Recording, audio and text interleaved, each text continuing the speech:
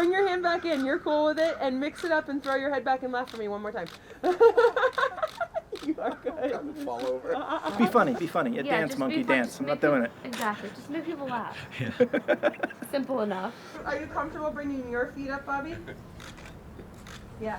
Okay, cool. Right there. Camel foot. We're getting closer. Oh, wait. Give him a wet willy with your stick. I know we're all disabled. That's kind of creepy.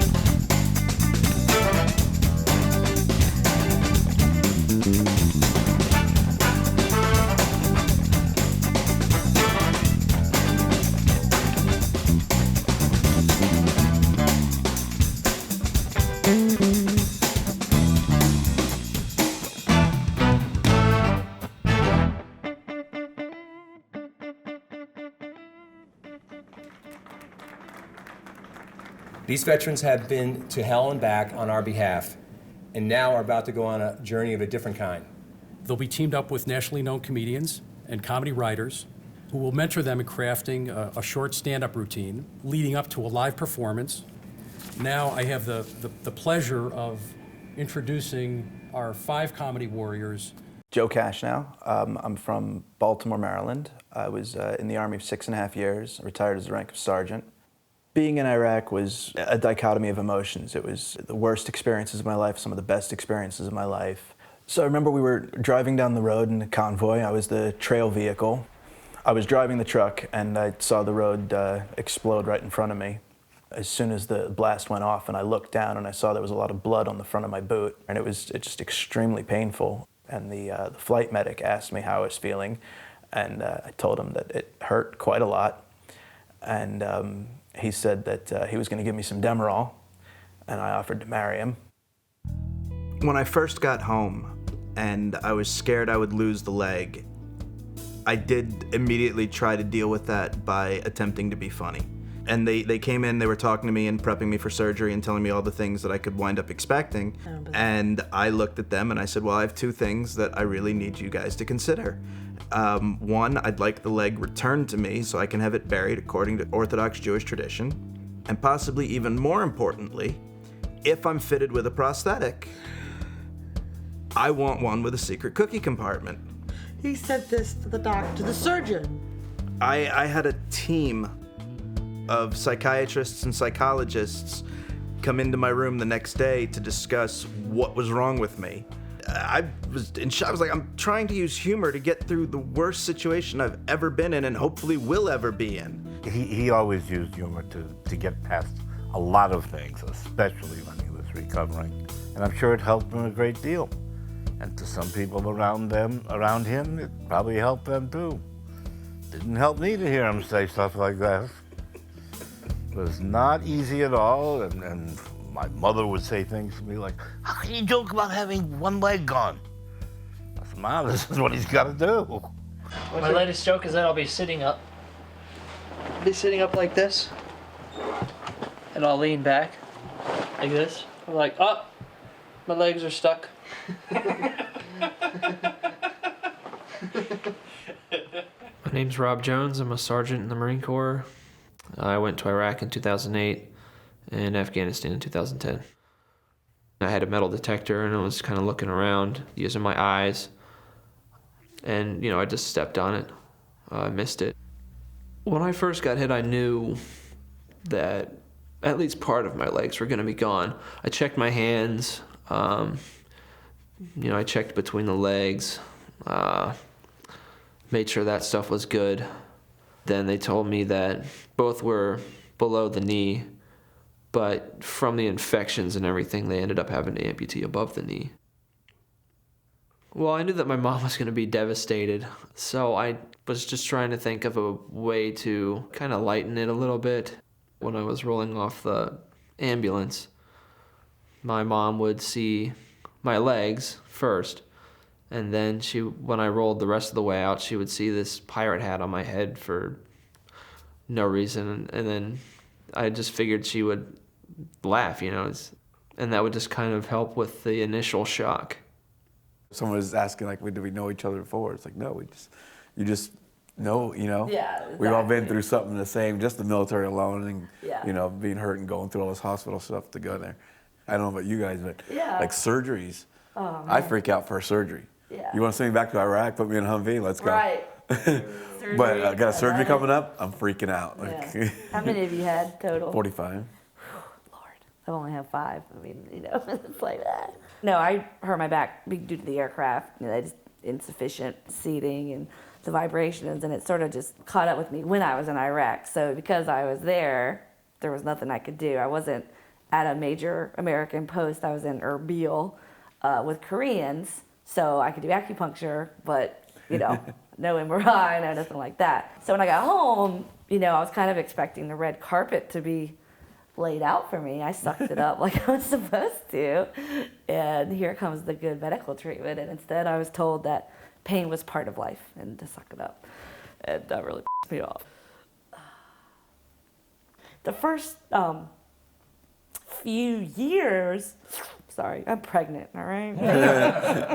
How's that going for your back? Yeah, let me tell you. I've really done everything that you can imagine for healing. Obviously, I've done multiple rounds of physical therapy, opiates, which I did way too much of. I've had like over 30 different pain management injections, whether they're epidurals or I had facet injections, nerve ablations. I'm an expert. I was a human pin cushion. She was on the pain medicine, and that seemed to work. That seemed to help her. She was her normal self, or it seemed to be her normal self, and then she became an addict following that. There was a very specific moment where I decided to take more OxyContin than was prescribed. It was sort of a F it moment for me. It was very difficult going through trying to get off the medicine and some of the side effects from that. Right now, to help my pain and to get through the day, especially in pregnancy, spinal cord stimulator. And for me, it's not fixing the injury, it's just pain management at this point. Every hurdle, every struggle along the way, she incorporated a lot of humor and talked openly about it and wasn't afraid. With the injury, people, number one, they don't know and they're afraid to ask questions. Right. If you can have a kind of a sick sense of humor about it, it's going to make them open up. And some of my best friends, it came just from the first time we talked. Well, Steve got hurt, but it starts with that first conversation about what happened, and if you can joke about it, man, it makes it easier. And, they're like, okay, so he's fine with it, so I can ask more questions. I was 22 years old when we arrived in Iraq.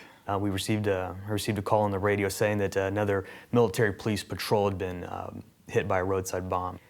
At that point, I tell the rest of my soldiers, I'm going to go forward, watch my back. I'm going to go see if I can help out and assess what's going on. So as I start running down a highway on-ramp, a secondary IED goes off, an improvised explosive device. And when that bomb went off, I knew immediately what was happening. Kind of get picked up in the air. I'm tumbling. I end up landing on my back. And I did kind of like a half sit-up, and I looked down at my legs to see if my legs are still there. And I could tell that my left boot looked like a big piece of hamburger. So at that point, I decided, maybe I should just lay here and just not do anything. Get checked into the hospital really quick, and the doctors are doing their immediate life-saving triage, and I still haven't passed out at this point. And I remember Jay and we kind of had this on and off again tumultuous relationship where, he's the seasoned NCO and I'm the young stupid lieutenant, so we sort of butted heads a lot. The thing that killed me the most about that whole situation was when we got to the hospital, Jay comes in and he grabs a bottle of sterile water and some gauze, and he tips it over, and he says, he's like, "Lieutenant, you look like and he starts cleaning the mud and shit off of my face. And it It's good. It was good. Passed out. For the next year, mentally I was not in a very good place. I wanted to be back in Iraq with my people.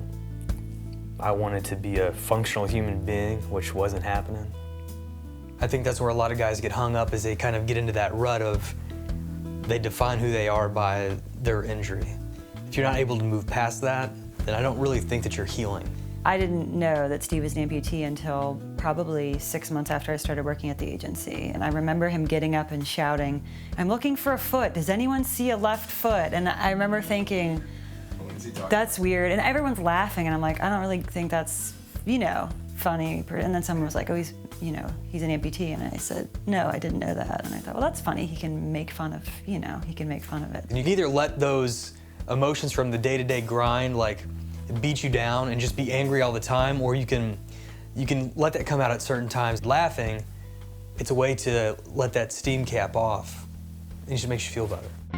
Well, when I first heard about Comedy Warriors healing through humor, I wish I'd come up with the idea myself. What a cool idea to take veterans, people who've been injured, using humor to heal. I think comedy is a good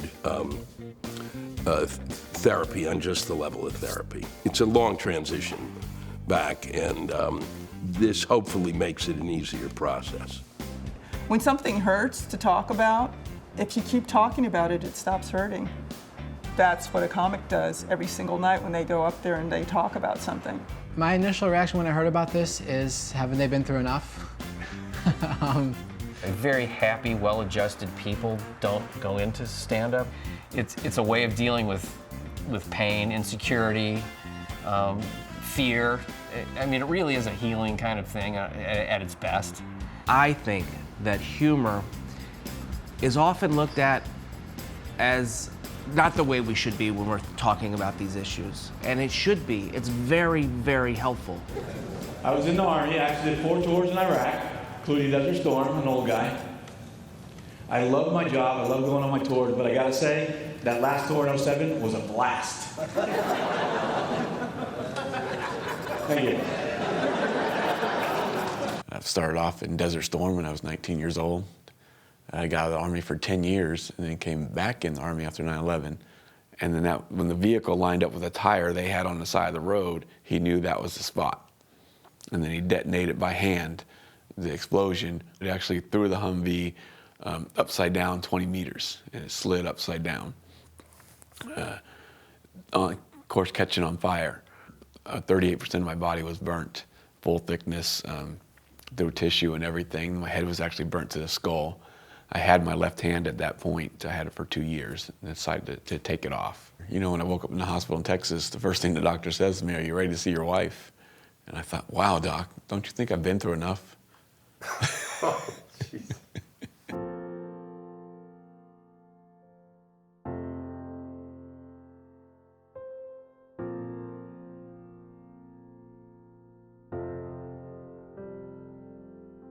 Yeah, in the beginning, I got really insecure with the relationship.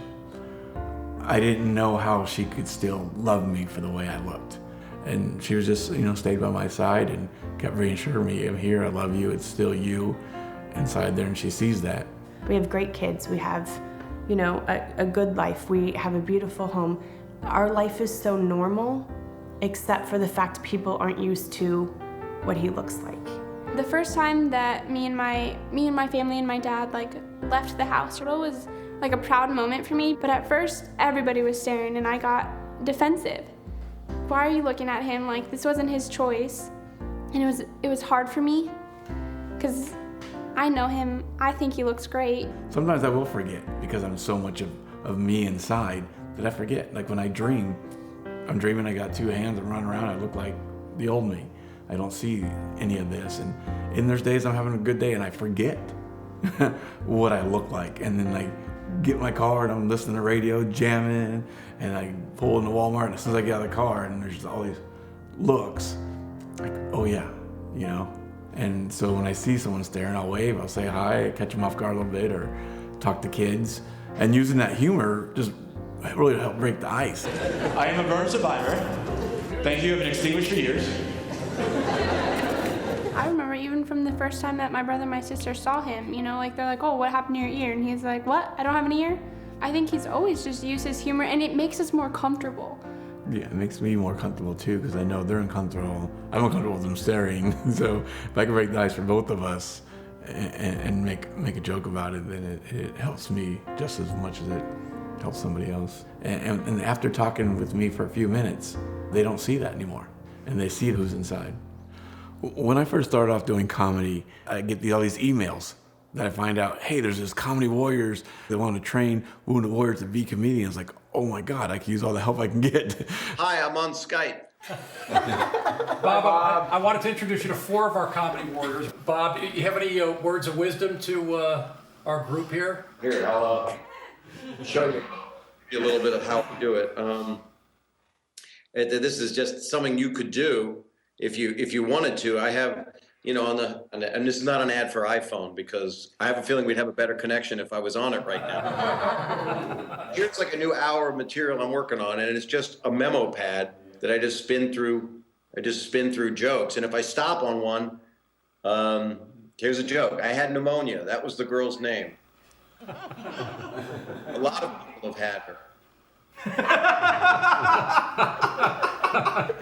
So the comedy is hard, but what you people are doing is braver than just me flying to Orlando and going on stage to make college kids laugh. Bob, thanks a lot. My pleasure. Best of luck to all of you. Thanks for wanting to talk to me.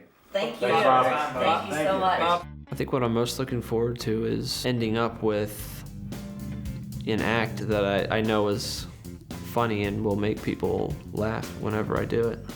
I'm looking forward to working with the writers because they have no idea how to write an effective joke. We pair each one of these Comedy Warriors with professional writers. Ray had worked with a lot of these writers, so we try to match personalities and the type of style and sense of humor with each one. I think you guys just talk about what you got. What do you feel like you want to talk about, Steve, in your stand-up, and then. What I said to Bob is then you guys can start like an email dialogue. They come up with a lot of good premises, but I don't always know how to, write it up in order to present it. We can work together and I can help you craft stuff and write stuff like that. And any premise you're thinking of, just tell me about it. Talk about the things that you care about, because that's what's going to come through to an audience. And then you can also do stuff about your baby, because babies are funny, you know? Like the first time they poop, you get those seeds that kind of come in there, and I didn't know what that was. You know what I'm talking about? I do, yes I do. I watched his stuff and he's good. He is. He's a better joke writer right now than he is a performer. So we're going to try to hook in Bobby right now. Yes. There you go, you're on. Okay. All right, and Kevin, I don't know if you have it on your end, but... It's like radio. Bobby, I'm going to make you a big radio star. Let's do it. I got a face for radio. Well, that's just a still picture for now. Oh my goodness. Look at this. How you doing, Mama? Pretty good. Ready to have this baby. Drew Carey always was in a suit with his glasses. Stephen Wright was always with the crazy hair. You could pinpoint people. You know what I'm saying? Yeah. You have the fortunate but unfortunate fact of your physical appearance and how you came to be who you are. That's a very powerful story. So I wouldn't shy off of it because it's unique. You don't want to just become somebody doing bits. Right. You want to be like a storyteller, that's another approach. If you want to do there's one-liners, you can mix it all up. I don't know if you do voices. I mean, for me, it took me 5 years to figure out who I was on stage. In the comedy writing, we pushed to go to areas that maybe felt uncomfortable to get more authenticity, because that's where the humor is, that contrast between pain and laughter. Some of it, I was telling her, I'm like, I'm just kind of bitter about this. So, that's where I think the collaboration really helped. It is therapeutic. It's like, you're right, I need to give that up and laugh about that a little bit. So. But it's rewarding to watch the progress of people, and that's what I'm really looking forward to with you. I just can't wait to help you write stuff and to see you do it.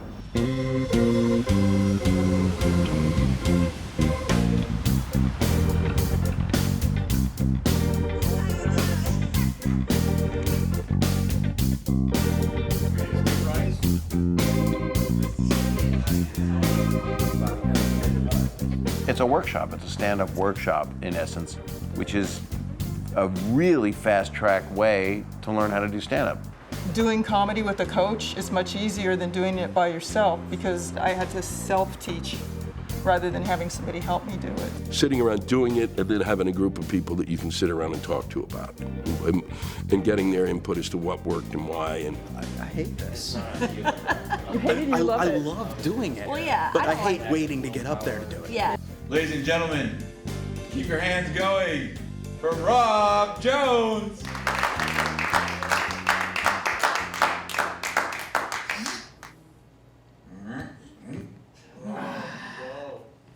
Okay, Rob, we don't have all day, Rob.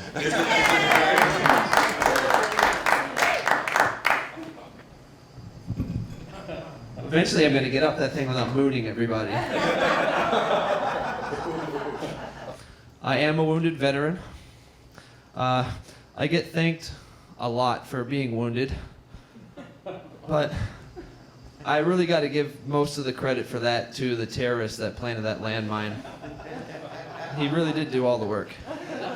All I really did was step there when I should have stepped, well, anywhere else in the world probably would have been fine. So you're probably wondering what the hell I am doing up here, calling myself a wounded warrior. It's sinking in now. She's the crazy one. The third question I'm usually asked after what's your name, where are you from, is what happened to your leg. And the first time I tell them, well, I was in Iraq and I was injured by a roadside bomb in 2003. And by the 17th time I'm asked that question, before I can come up with a straight answer, little comedy voices in my head take over. And before I can say anything, I just hear, say shark attack, say shark attack. But I wasn't injured in a shark attack. Tell them it was a sand shark. Desert is lousy with sand sharks. Yeah, you know, everybody wants to know like what it's like to get blown up. And I'm like, what are you f***ing retarded? It hurts like hell. It's kind of like getting punched in the 12 times. It didn't hurt enough. The extra 2 are just for kicks. Over the last 5 years, I've had over 45 skin graft surgeries.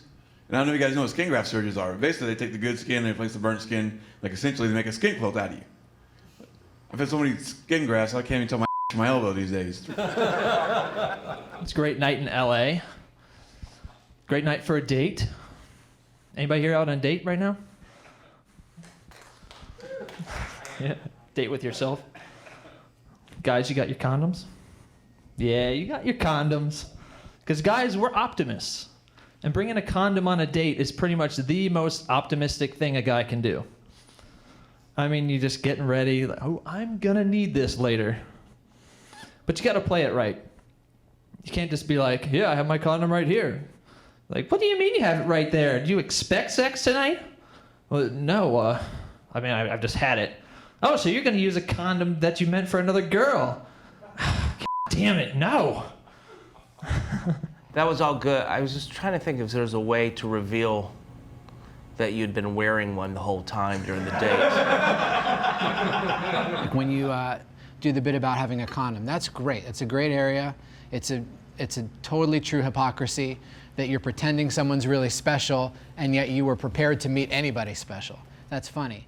But the audience knows where it's going. So that's the time I think to think of what's a really good excuse that a guy could give, and then what's a really good hole that a girl could poke in that excuse. How long have you been doing stand-up? That's what I would ask. Well, last night was my second time doing it for a crowd. Seriously? Yeah, but like the 5th or 6th time doing it for anybody. How long have you been in the service? I was in 5.5 years. Well, I'm retired now. Well, right. Stand-up is just a bunch of My first time seeing these guys was I was actually surprised at how accomplished they were for how very little time they've been doing stand-up.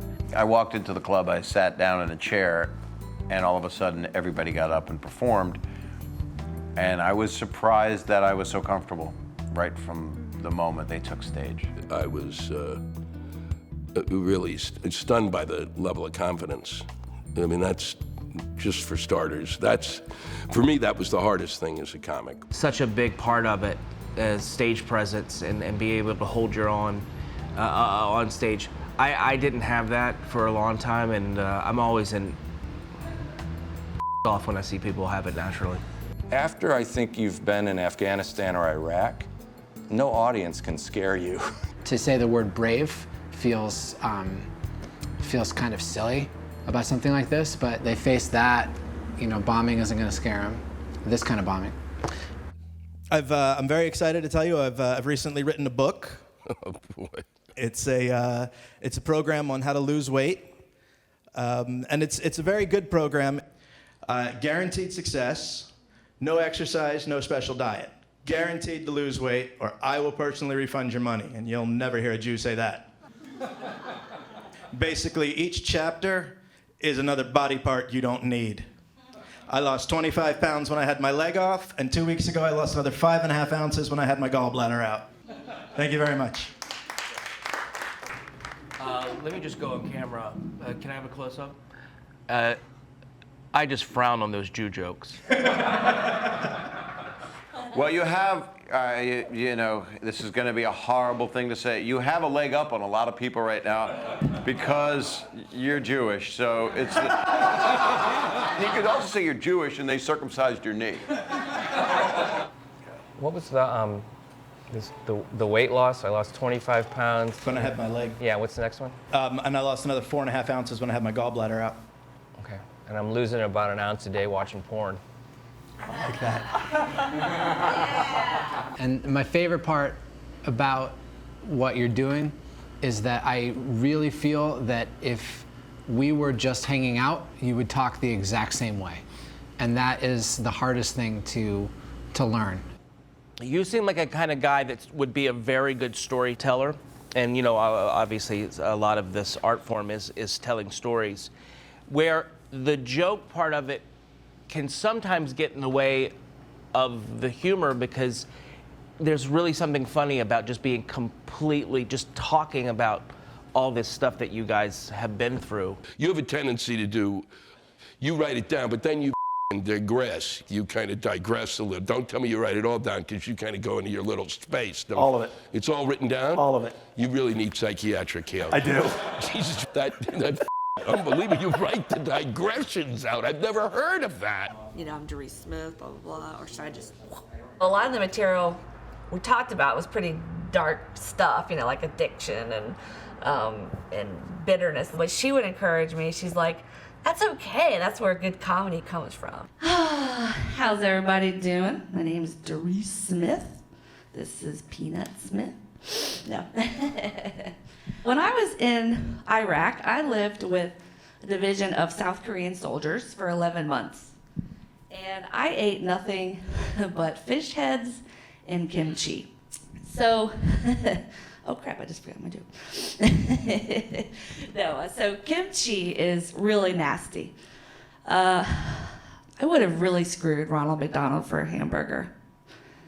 Actually, I would have screwed Wendy for a hamburger. You're doing the commentary again. Okay. And that's just, we know from practicing alone and the attitude that we were going to kind of work on. Not like, hey, do you like this joke? But hey, I'm telling you a story, and it doesn't matter whether you're along. Right, yeah, definitely. Stand in one place, stand strong. Yeah. I just like that you're talking about your experience honestly. That's because your experience is so unique.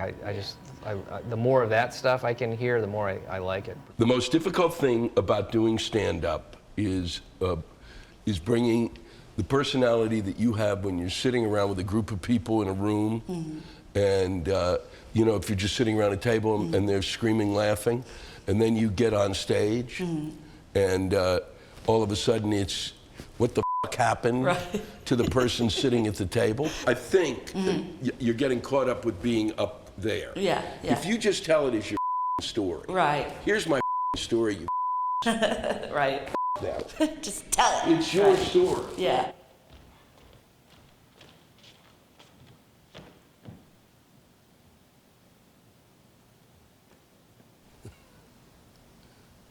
You should see the other guy.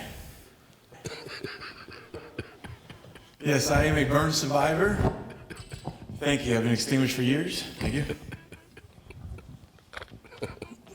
I don't know if you guys know this, but burn survivors, we have our own wave. It's kind of like the Jeep wave. It's not a real big secret or anything. We all learn it the day we get burned. It kind of goes like this. Thanks for coming out tonight. Appreciate it. Thank you. This is about as horrifying a way to do comedy as I can imagine. Me sitting here and you sitting there. But your opening, you can make, is $1 million opening.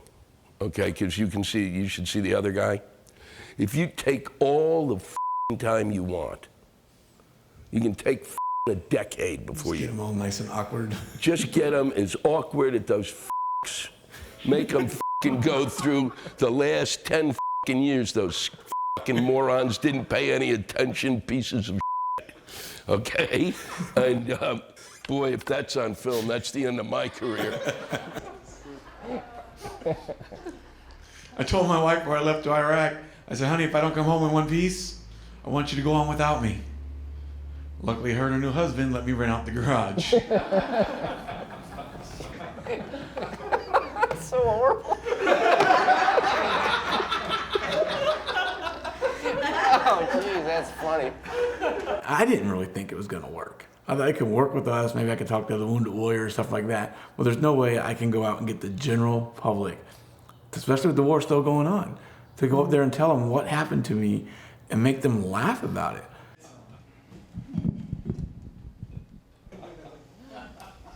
All right, I'm Steve Rice. Since I don't know you guys, I should probably address the whole leg thing. Back in 2003, I was involved in a pretty aggressive study abroad program with the United States Army in Baghdad, Iraq. It didn't go well. One thing you do that's great right from the start is you referred to your leg right away, but it wasn't just that you did that. It was you had this tone of, I know what you're all thinking, and that sets everyone at ease. So always think, what are they thinking, and be the guy that has the to say it. It's very interesting, all this the stuff and getting that out there about your injury and thing. But I wouldn't cater your material mostly to that. I would just move on past that. You have that way you're not painting yourself into a corner of just being the comic that served time overseas. I was just thinking about the it didn't go well joke. Like if you did it even stronger and a little bit angrier, I think it would get an even bigger laugh because it was it was such a funny moment to me. I agree. It just really made me laugh because I could see I could see in your eye that you were like even angrier than you were letting on. I just sort of saw that little bit of an edge of a guy who's a little bit off. Yeah. And yeah. I like that. That makes for good comedy. It's kind of like a baby panda. They can be cute and cuddly, but if you touch them the wrong way, they're gonna claw your damn face off. You know what I'm saying? Yeah, I do. Okay. I can take out the hemorrhoid story easily, because that's a joke that I'm not overly confident with. Why the install the loincloth? You gotta figure out why. Is it unnecessary, or is it something I need to do to make it better? It's going the right direction. Yeah. It could be getting worse.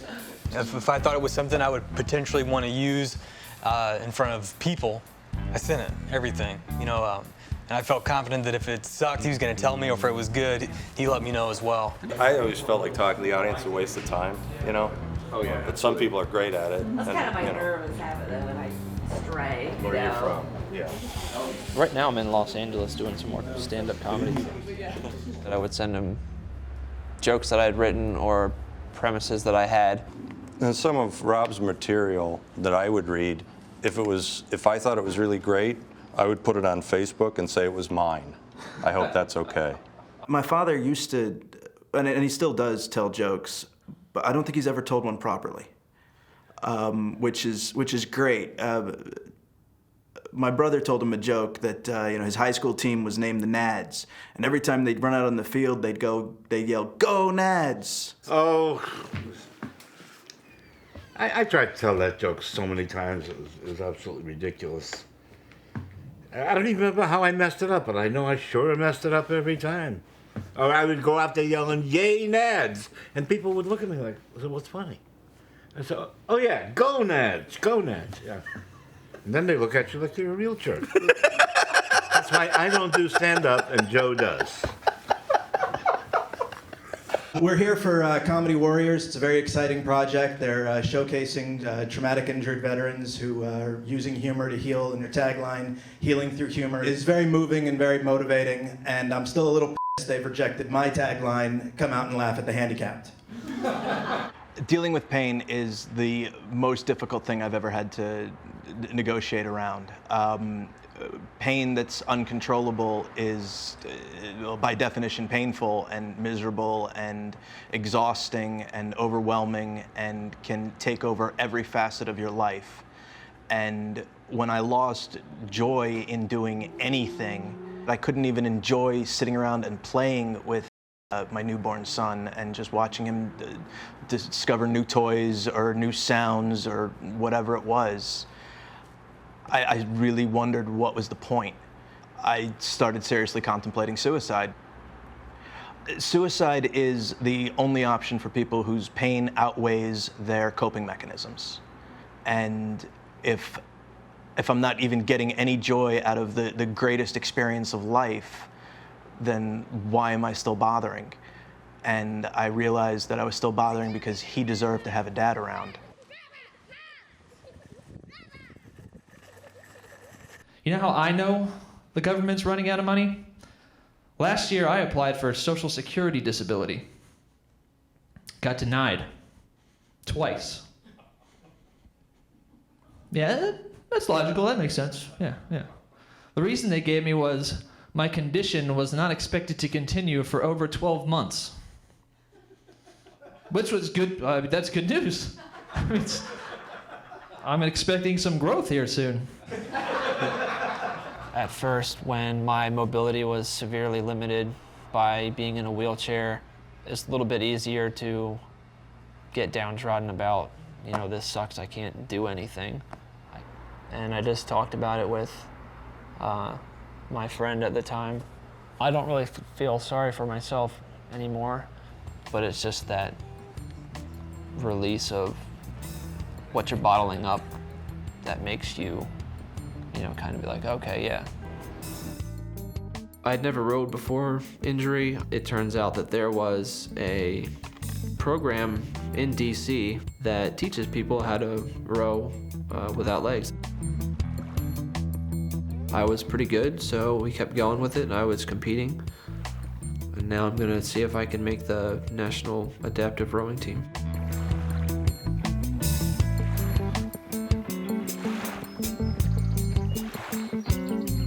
The only way to find out what you are capable of is to try and do something that you want to do. I'm 60% disabled from post-traumatic stress disorder. You get a lot of anxiety and you get stressed out, different situations, the unknown. Like when at a grocery store. I go to the same grocery store all the time here, and I know where everything's at in that store. I can make my list according to the way I maneuver through the store. And I have to start in the back and work my way forward. And I have to do routines. Otherwise, my anxiety kicks in, the heart starts racing. I feel numb, like I'm in this own world, and just everything around me, it just feels like you're being held down. I'll get anxious about certain things.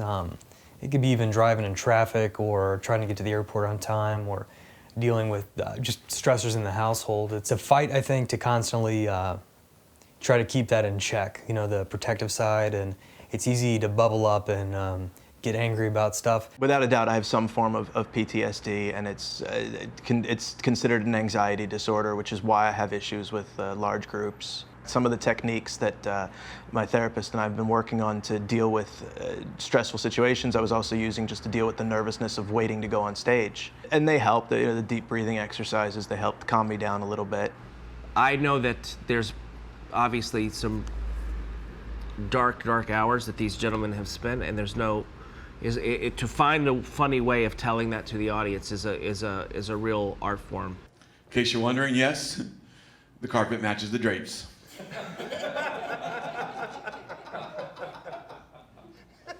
But it still works. Right, guys? If it didn't work, I wouldn't be up here telling jokes. Nothing would be funny.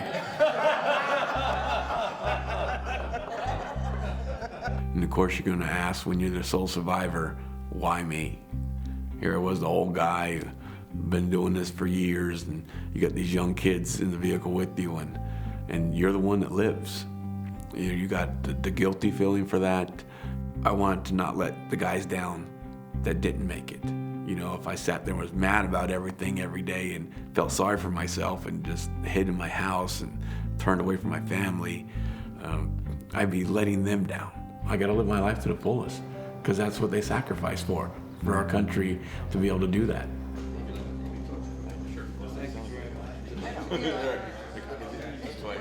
Bye, you guys. Thanks again. Thank you. Appreciate it. I have to say, there's a part of me was really nervous. I was going, oh, this is the worst position to be in. I'm going to be sitting in the audience. I'm not worried about the three of you. You've been through hell and back, and I'm worried about, well, I got to get up. I got to walk 3 blocks. You know, it's also, I mean, I have empathy because it's weird. It's really weird for you, but it was great. God, I mean, it was really fun, which is good because it could have made for a long day. It was awesome because it doesn't, I don't know, you make somebody off the street laugh and that's fine, but somebody who's been in this industry for, 30, 35 years, and he finds what you're saying funny it's just incredible. I think it helped energize me again. You know, comedy's like, is this gonna work? You know, am I still working at it? And you see that, and you see the energy from these guys when we feed off each other to bring it up to the next level. We challenge each other, and we're given those tools by these A-list comedians, the writers helping us out, tweak stuff a little bit here and there. Well, the best advice I've ever gotten in stand-up is what my dad told me, and I don't know how he knew, because he's not a stand-up, but he once told me, only tell the jokes that you like, and only keep the jokes that they like. And that's kind of always been my compass. You don't want to tell a joke that you don't like but you think they'll think is funny, because when that bombs, you feel like the biggest piece of shit in the world. I remember I was doing a show and I was like, God, I've been doing these jokes that I don't really even like, but I'm gonna try to, you know, the things that made my friends laugh and make me laugh. And I hate to sound so cavalier about it, but the audience. Just do what you think is funny. My main advice to anyone who wants to do this is that you do it.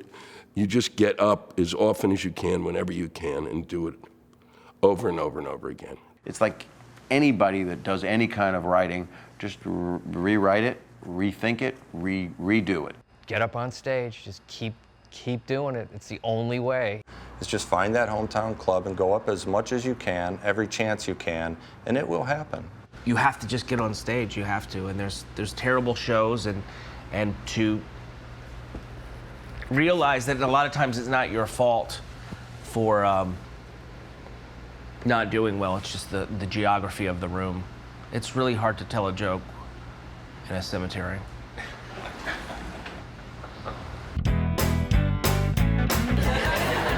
They know it was war, tell them it was Korea. You look really good for 75. I ate nothing but fish heads and kimchi. I would have screwed Ronald McDonald for a hamburger. I would have screwed Wendy for a hamburger. Is sex better after divorce? You're having sex with a person whose guts you don't hate. I would say, yeah, that's better. He's like, hey, Lieutenant Rice, why you not speaking the Arabic? Arabic is a beautiful language. English is English. Like, knock it off. He's like, what's wrong with you? So I have PTSD. So well, you should have wore a condom. I've done a bunch of public speaking before, and always afraid when you get up there that the audience is just going to laugh at you, and now I'm afraid the audience isn't going to laugh at me.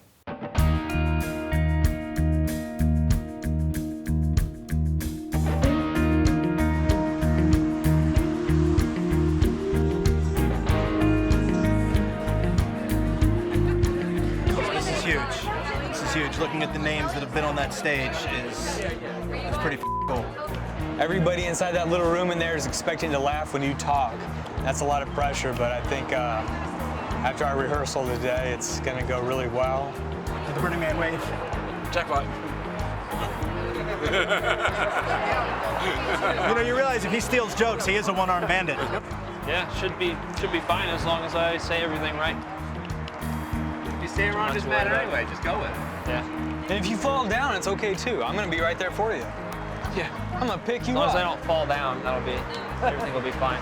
I'm gonna put you back in the nest. All right, next time to come to the stage, guys, is your first comedian warrior of the night. Everyone, the very funny Rob Jones, everybody.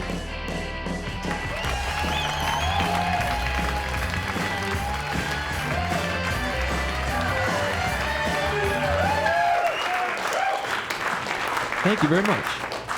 Everybody having a good time tonight so far? Good, good. It's great to be here in LA, the city where 50% of the people are actors, or 50% of the people are realizing that they're not going to be actors. I was reading a study, and they found that kiwi makes your semen taste better. Now, I understand why they would want to figure that out. I mean, the ability to go up to a girl, ask her her favorite food, and tell her your semen tastes exactly like it. It's a huge leg up. But I just don't know how they're going about discovering these things. This is just like two guys in a lab, 2 cups of semen just sitting there.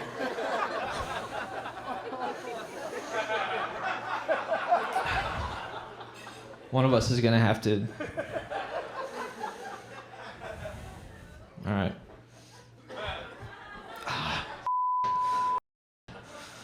All right, here we go. Okay. Ooh, that's not a kiwi. That's not bad. That's pretty good. It's like a smoothie. It's delicious. They go out to the streets. They take it out to the streets like one of those Coke Pepsi taste tests. Excuse me, ma'am. Could you please put on this blindfold and tell us which mystery liquid tastes better? But then I was reading in a book later, and in that book they said that if you have diabetes, your urine smells and tastes like sugar. Who are the people that are just volunteering? You know, I'm gonna see what this stuff tastes like. They have the guy there. He's going, all right, to subject number 1. Oh, no, you don't have diabetes. You're fine. You're a very healthy individual. Been eating a lot of asparagus. Yeah. I can tell. All right, give me the next one. All right. Ooh, oh, that's not bad. Sir, you are severely diabetic. Oh, you probably got about 2 weeks to live, but this is delicious. Give me that vodka. I got a mixer here. All right, that's it for me. Thanks.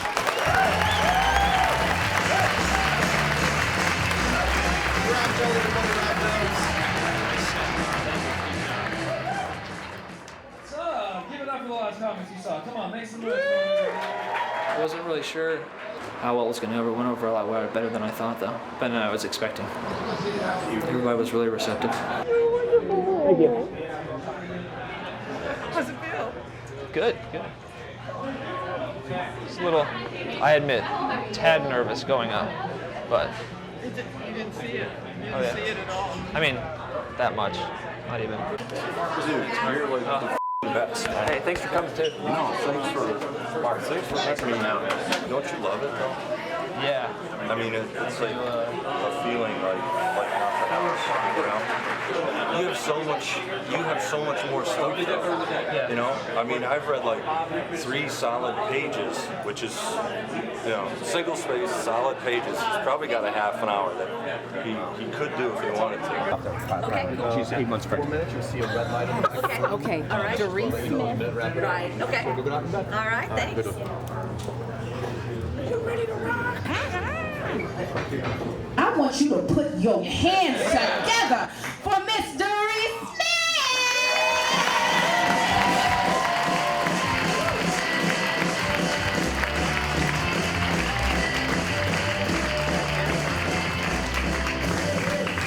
Smith! Yeah, baby. How's everybody doing?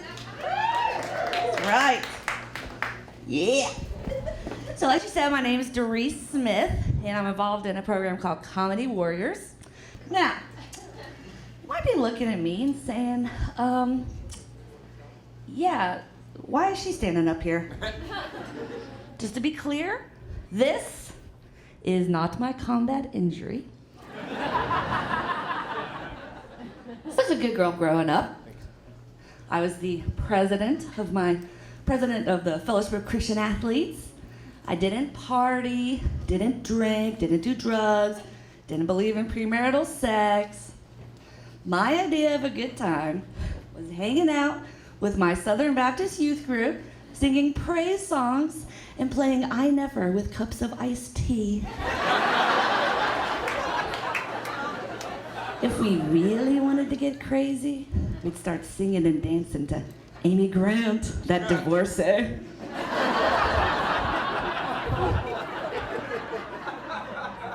I am a recovering addict for a year now. Just in time.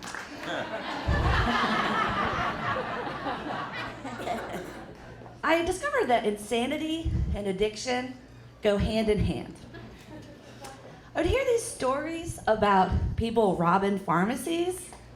I'd say, that's a really good idea. So I'd have these fantasies of storming down the aisles, swallowing all the pills I could get, and washing it down with NyQuil. But then my Southern Baptist upbringing would come in, and I'd start feeling guilty. I forgot to say grace. Thank you so much.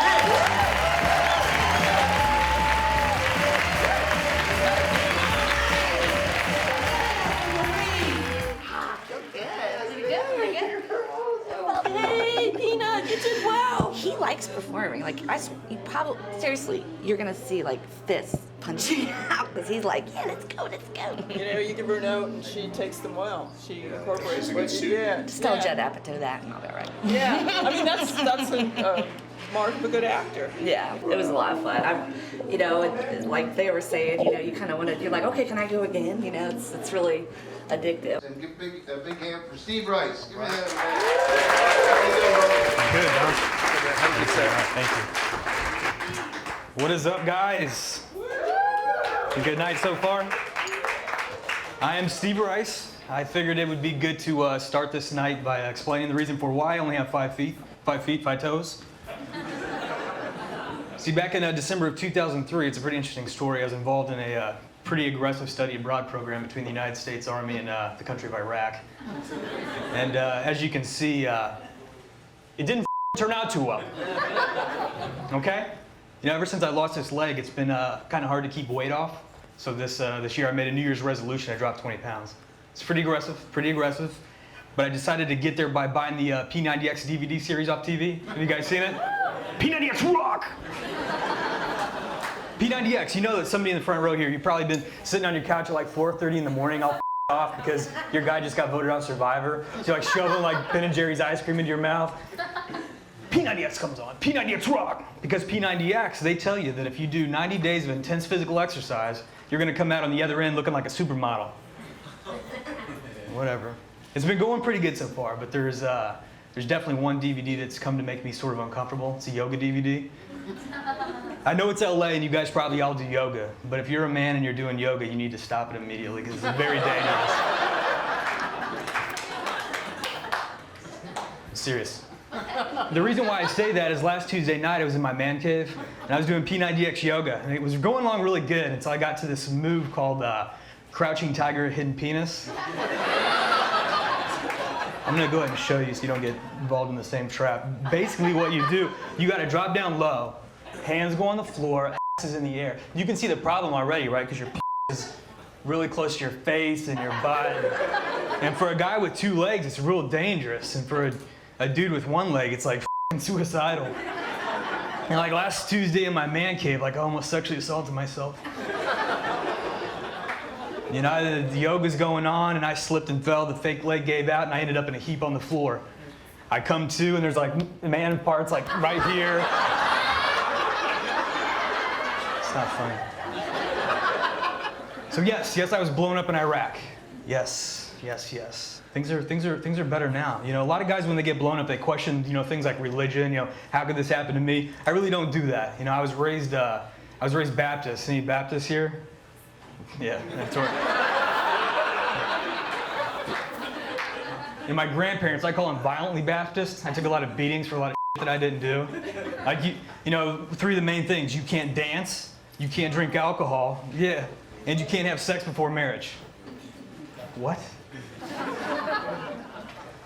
You know, I met my wife 3 years ago, and she's Catholic. And so it was right then when I learned the hypocrisy of religion, because not only do Catholics drink alcohol, they get drunk. And they dance. Most of the time they dance while they're getting drunk. Now the whole sex before marriage thing, it's still kind of a gray area. But if you do decide to do it, they don't believe in contraception, so you don't have to wear a condom. So it means it feels a lot better, which brings me to my next point. 6 months ago, I had my first baby. True story. There's a lot of stuff that they don't tell you when you have children. Like if you're at the hospital, they don't send a nurse home for the first 2 years of that kid's life to show you how to change diapers. And like, there's things I want to know. Like, how do you get shit out of suede? I don't know. If your baby throws up, what do you do? You can't just take them back. Your wife fires that kid out of the birth canal, and then they're hustling you to the door, like waving goodbye, like try not to kill your kid. For those of you that don't have kids and you're planning on it, be advised that for the first 3 months of that baby's life, they're gonna what looks like seeds. Seedy like sesame seeds. It like totally freaked me out. I was like, man, this kid's like sick. But we didn't like check with a doctor. What I did is I came to the same conclusion that probably all of you would do. It's gotta be magic poop, right? Yes. So what did I do? I took about 1,400 of those diapers and I buried them in my backyard. It's now April. I'm thinking about May time. I'm gonna have a nice little cabbage patch out there. This is kind of off topic, but do you all think that there's a possibility that somewhere in Iraq right now, there's a terrorist with my leg going, "Hey, Lieutenant Rice, I got your dead leg. I got your dead leg." This little terrorist went to the bomb store. This little jihadi went boom. Your little toes are no longer ticklish. I'll have 76 virgins soon. That's all I got, guys. Thanks a lot. Oh, man. It was the best I've ever seen you do. Really? How did it feel? That was fun. It was good. I threw that new one in at the end. I thought they'd get some like shock value. It's like, it's good to be done, but like I said, I could definitely go back up and do some more. Yeah, it's good. It's a good night. Give him a big hand, Joe Koshkesta. Hope I pronounced it right.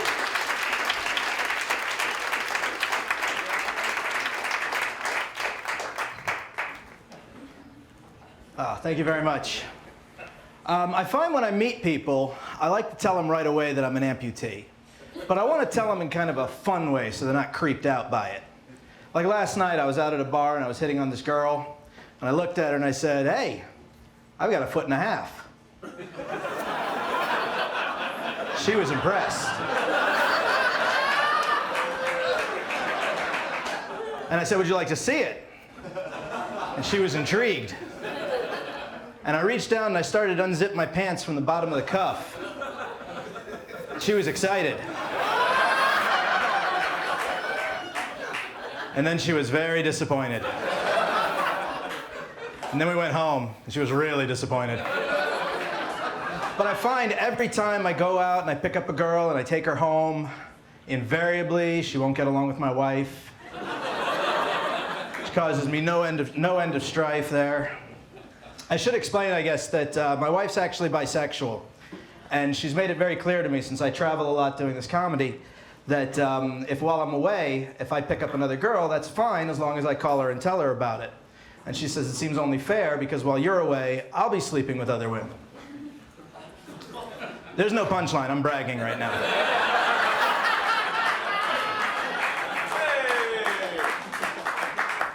But after my injury, I came home and I did a limb salvage attempt, and almost 2 years later, they amputated. And I talked to the doctors and I said that since I'm Jewish and my religion's very important to me, I'd like to have my leg returned so I can have it buried. And they agreed, and it's now buried in my hometown of Baltimore, in a lovely little grave. From Baltimore? Sorry to hear that. It's buried in a very lovely little grave with a nice little gravestone, and it says, "Here lies a bit of Joe." 78 to 2005, more to come.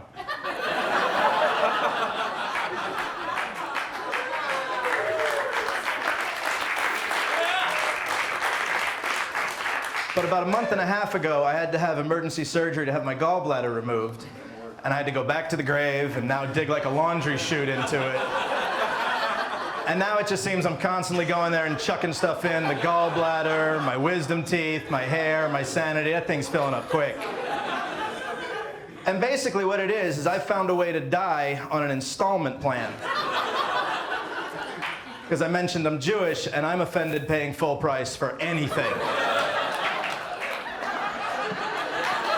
That was just for my Israeli fan right there. I am actually a professional Jew. Professional, like as any other kind, right? I mean, come on, you're not going to find a Jew who's a plumber, an electrician, or any other type of union skill like, I don't know, carpenter. Well, there was that one guy. And we recently discovered in one of our secret meetings that Jews have, the issue that we had with him, it wasn't what he was preaching, it was, hey, this guy wants us to work for a living? Trying to become a fakakta accountant here, I ain't lifting a hammer. But like I said, I am a professional Jew, and I found a way that is going to work really well with American culture to make money. And I'm writing a book on how to lose weight.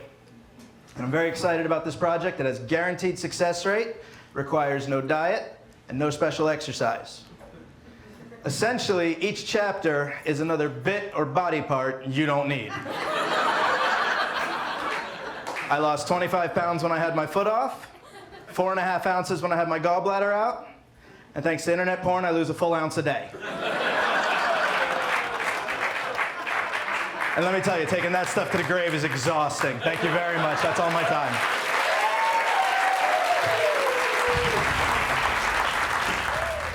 I wanted to tell the audience to shut up. They were laughing too much, and I was like, I'm going to run out of time. You guys got to be quiet.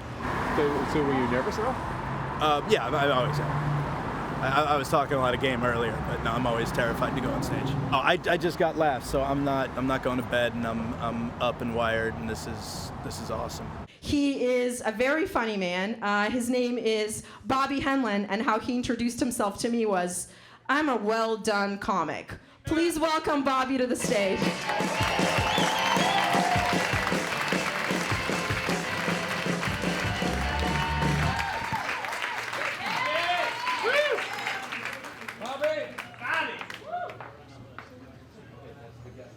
You should see the other guy. You see, it's actually a rare birth defect. You see, yeah, unfortunately for myself and my brother, my mother had to work through her pregnancy at the circus as a fire eater. Now she thinks she has a right to complain to me about her acid reflux. I mean, obviously I came out a light-skinned burnt guy. My poor brother, he just came out flaming.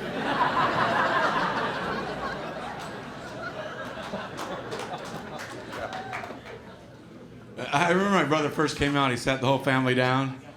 He was like, "I'm gay." Like, "No shit, Captain Obvious. You've been playing with Barbie since you were like 6 years old." My dad took it the worst. He's just pacing back and forth like, "Walk it off, son, just walk it off." My mom was actually happy. She was relieved because she was afraid, he was gonna say he was Catholic. Like I said, I was in the Army. I did 4 tours in Iraq. Thank you. Crazy, it took me 4 tours and an IED just to figure out my lucky number was 3. Over the last 5 years, I've had 45 skin graft surgeries. Now, I don't know if you guys know what skin graft surgeries are, but basically they take the good skin and replace the burnt skin. Like essentially they make a skin quilt out of you. I've had so many skin grafts, I can't tell my my elbow these days. It's ridiculous. Like for instance, they took my stomach and they put it on top of my head. Now I gotta pick lint out of my ears. I get a headache when I eat too much.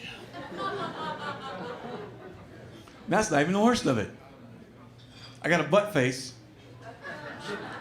lips,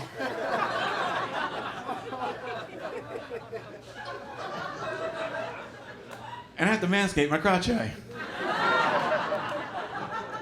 Which is obviously the left one, it's uncircumcised. Do you know how hard it is to walk around cockeyed all day?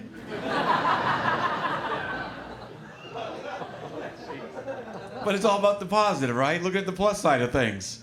Ladies, if you're a multitasker, which most of you claim to be, with one long, sweet, passionate kiss, you can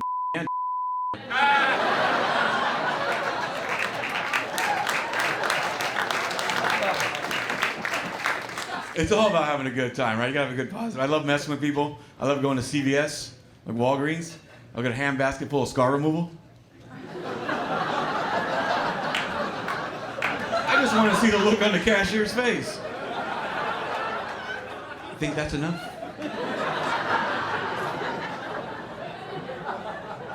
Or you go to the fireworks stands during 4th of July.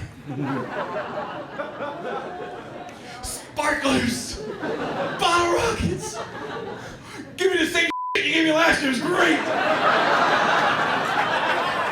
Thank you everybody, my name's Bobby Hemming. Thank you very much.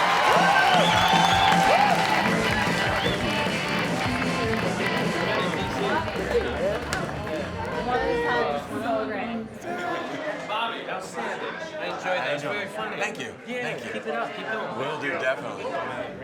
Thank you. Thank you. And thank you again for the internet porn joke. That was awesome. They loved it.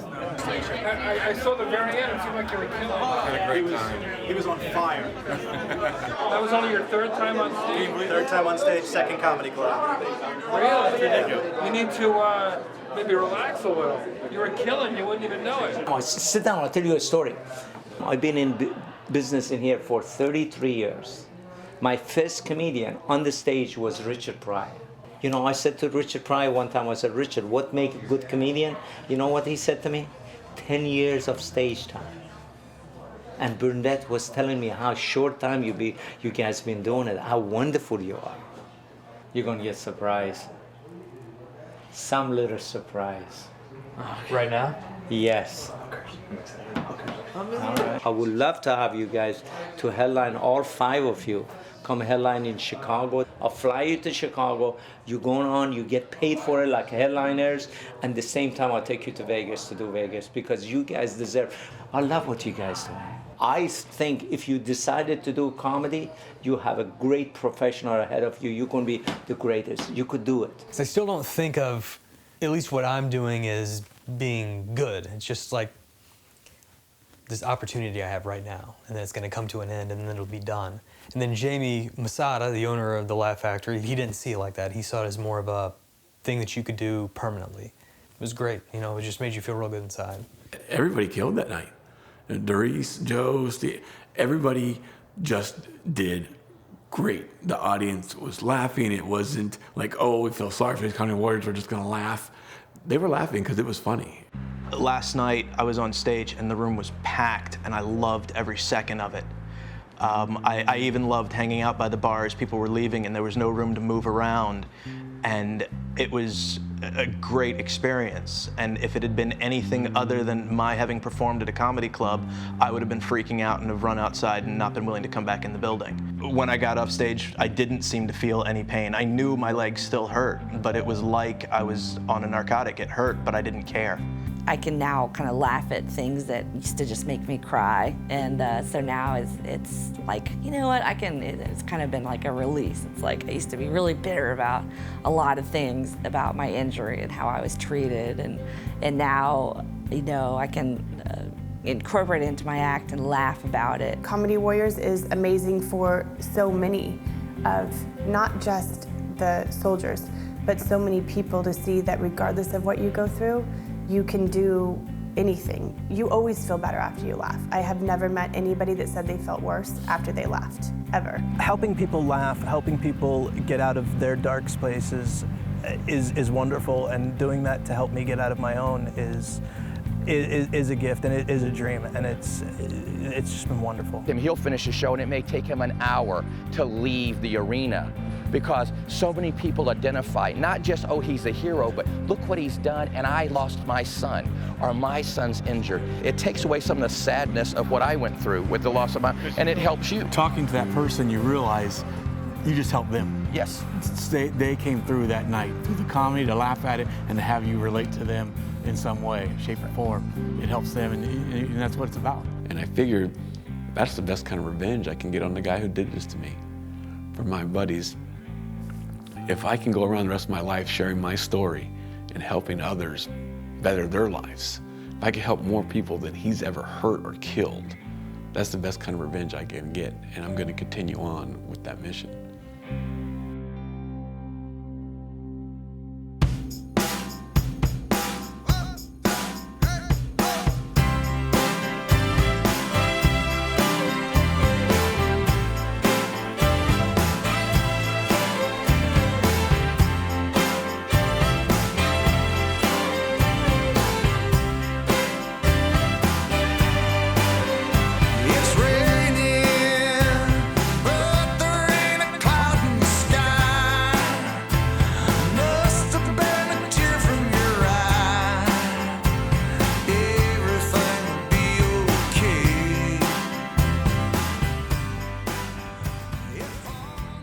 I can park wherever I want. Hey, Rob, I can park in your front lawn and I'm not going to get a ticket. You know why? Because cops don't like to give cripples tickets. They don't. I know you're somewhere wondering what I looked like before. I always tell everybody, it's kind of mixed between Vin Diesel and Spock. Now it's more like, hey, you guys! I was in the convenience store at the hospital this one time, and I was in line, and I was behind this guy with his arm in a cast, and he's talking to his friend, and he's saying, oh, this cast sucks so much, it's so itchy, I hate it.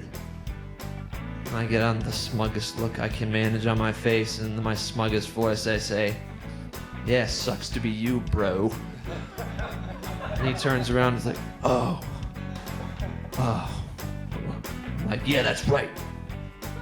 And from behind me, I hear, yeah, sucks to be you, bro. I'm like, who the hell?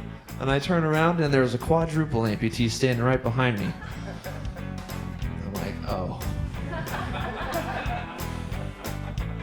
Then behind him there was a head in a jar. I don't know how that guy got there, but he wins. Hands down.